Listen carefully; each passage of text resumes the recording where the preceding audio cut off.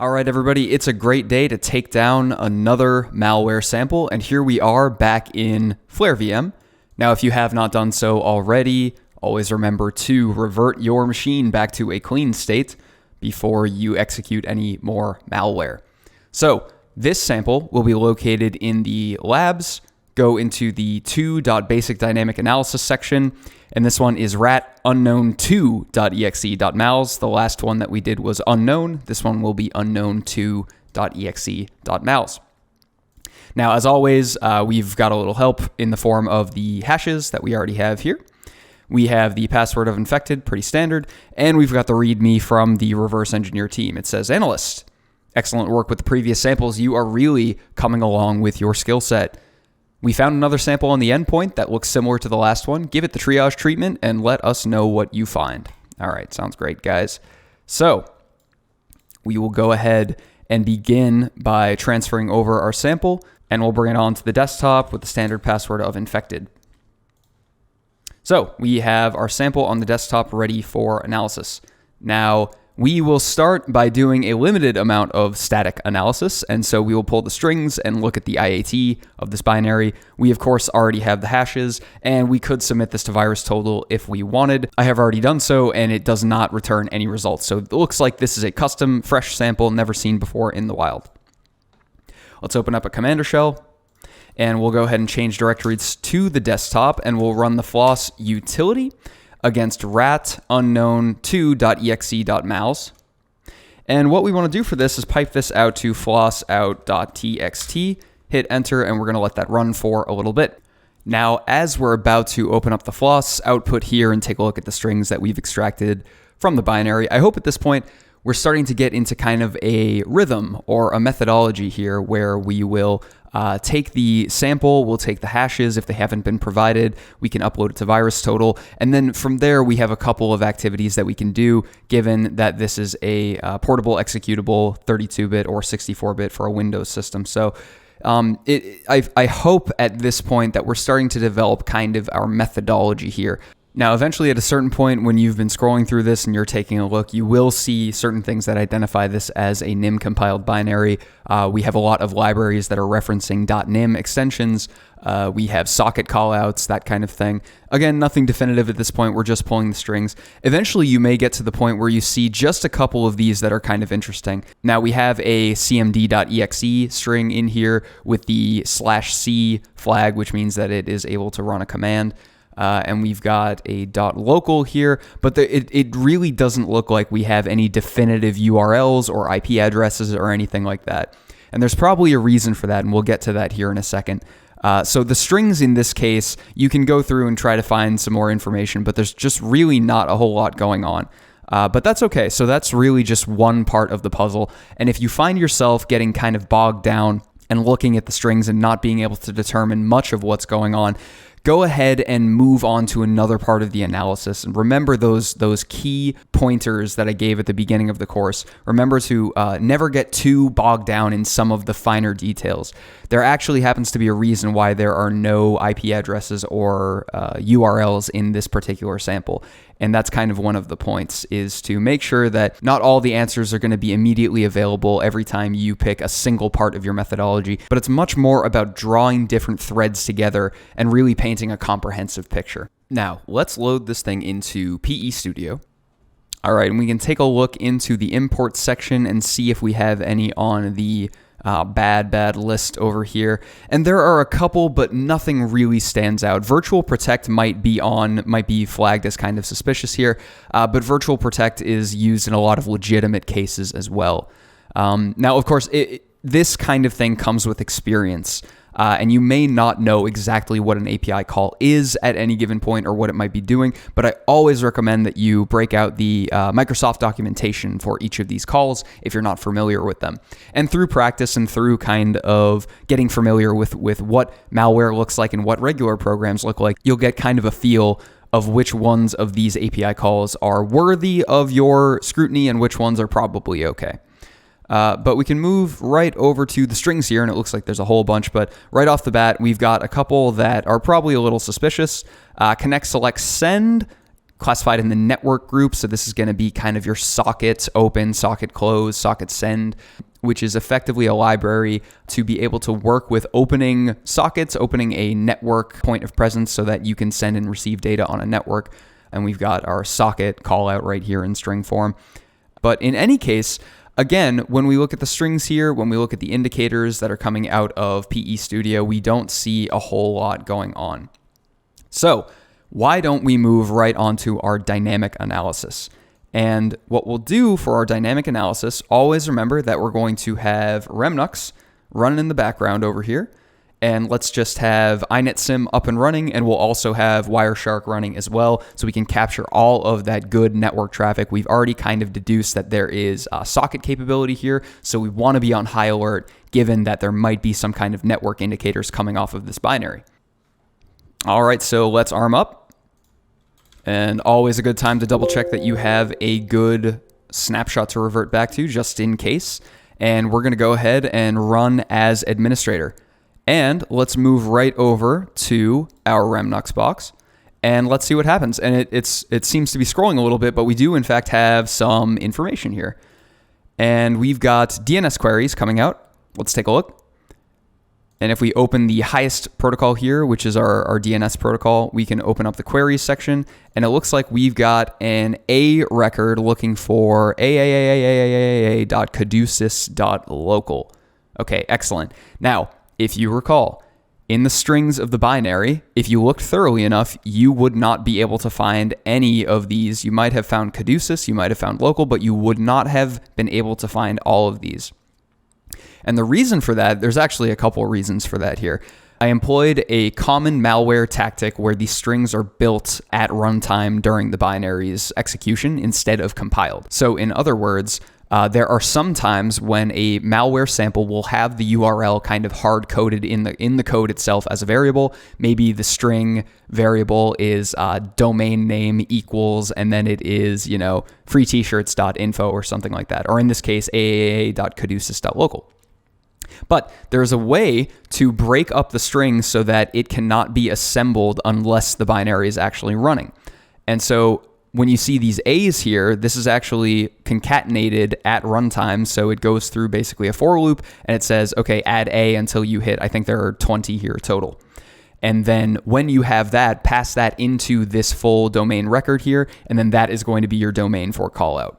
Always be on the lookout for that. This kind of goes to show you that the domain names, the IP addresses, usernames, passwords, that kind of stuff, skilled malware authors will not always hard code those into the binaries that you're examining. In fact, more often than not, they're not going to be in there. But always keep a lookout because there are still other indicators that you can find. In this case, we had to go to dynamic analysis to be able to pull out this domain record. So now that we have a domain record, what can we do with this? Well, I think the first thing that we want to do is let's get our notes going here. And we're going to call this rat.unknown2.exe.mouse.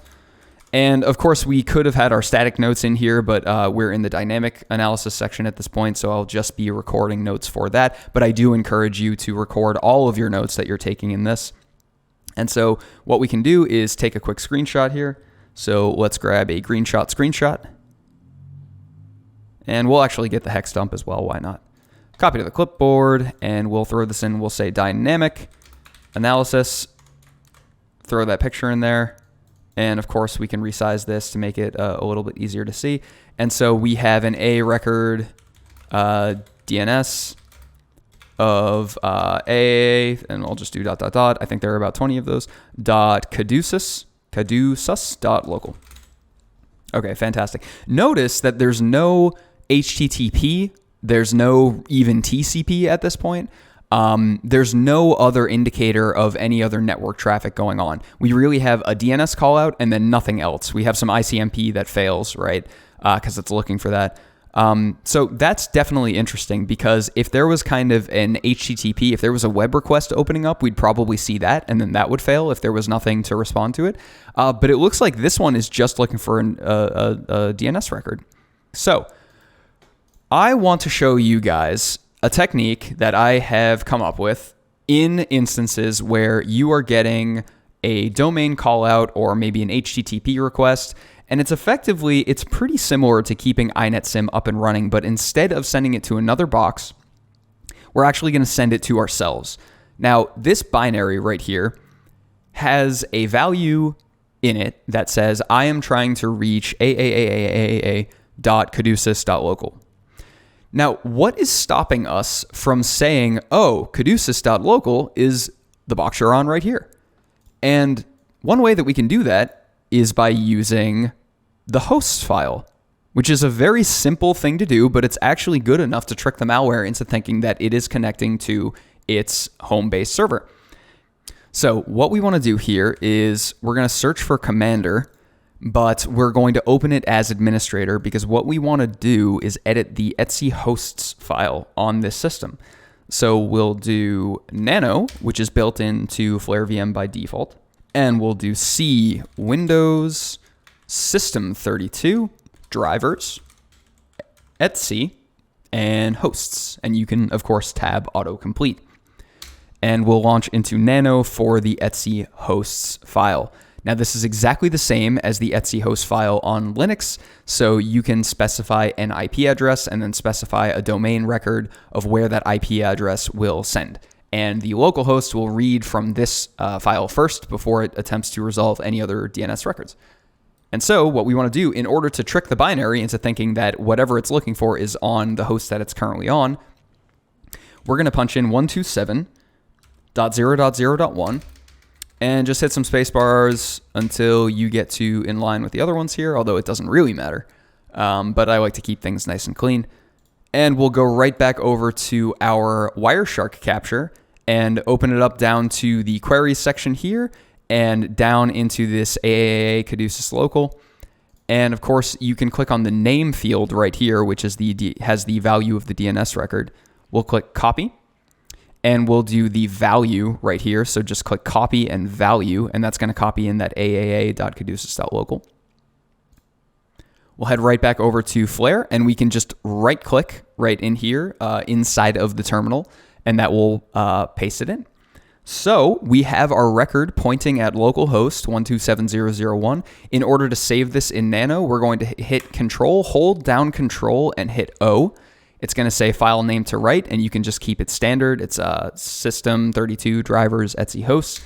Keep that standard. It will say wrote 22 lines when you hit enter there. So again, that is hold down Control and hit O. So just like that. And then you can just hit enter. And then to exit out of nano, you're going to do basically the same thing. Hold down Control and hit X. And we're back. All right, so now at this point, this binary is going to attempt to call out to that resource, that domain record. And if we have something on this host that's going to be able to respond to that traffic, we're effectively tricking the binary into thinking that it's talking to its home-based server when instead it's talking to us.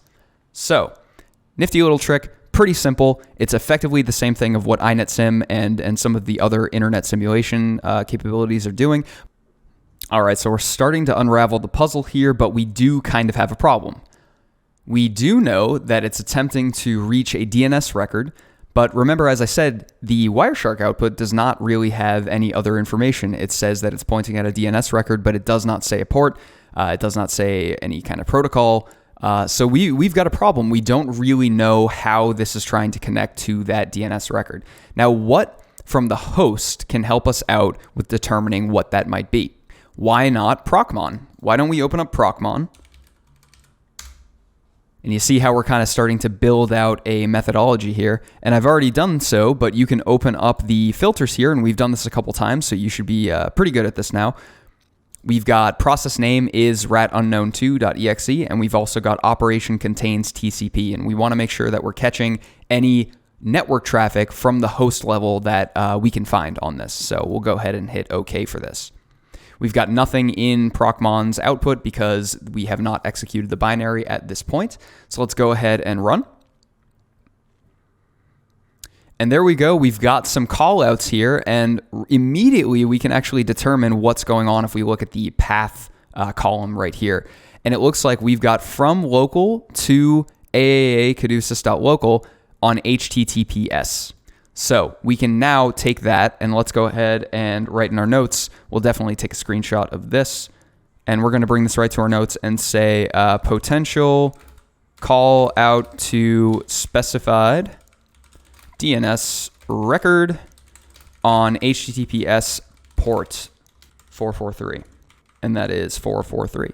Again, we don't know that for sure, but we do have a protocol that supports that from the call out after we detonated the binary while looking at it in Procmon. So we've combined a couple of tools at this point to try to pinpoint what this binary is doing. So at this point, because the binary thinks that its home plate server is us, let's go ahead and open up our netcat. We'll -nvlp, and we'll give it 443, given that the binary is attempting to call out on HTTPS. So let's see what we have. And it looks like we do have a successful connection here. And we have in Procmon a TCP connect, and we can take a look at the details here. And it looks like, yes, this did in fact succeed. We now have an open socket to our home plate server, which we've tricked the binary into thinking is us. So at this point, what else can we do to determine more information? Well, remember that this is rat.unknown2.exe. So it's likely that this has some kind of command injection capability. But if you didn't know that, if this was just unknown.exe, now that we have an open socket here, what do you think would be some of the first things that you would do to determine what this binary was doing? I know that I would absolutely throw in a who am I and see if I get anything back. And it might not be immediately, but you did just see the flash there. And it looks like we're getting some more information back here. We've got a couple more connects. We've got a TCP receive, a TCP send, and then we've got an output of desktop/husky. So let's take a step back and think about what we have on our hands here. Where the first binary that we looked at that was similar to this was a bind shell, it looks like we have the other half of the coin here, which is a reverse shell. In other words, we have set up a listener, and when the binary was executed, it reached out to the listener, it connected to the listener, and it opened up a command shell, and now we can input commands like ID. We look in the background here, and look at that. How cool is that? We see it actually happening, and boom, it's got our output right here. All right, so we've got pretty good indicators right now. Again, screenshot, screenshot, screenshot. Let's take another one right here, and we will say reverse shell capabilities, and we'll throw the screenshot in there, and we can resize that a little bit. There we go, perfect. All right, so far so good. We've got a bead on our reverse shell capabilities of rat.unknown2.exe. Now meet me in the next video, and we're going to continue the dynamic analysis, and we're going to take a look at a very interesting concept that's very pertinent to malware analysis, looking at the parent and child process relationships that are going on inside of this binary. So meet me there and check it out.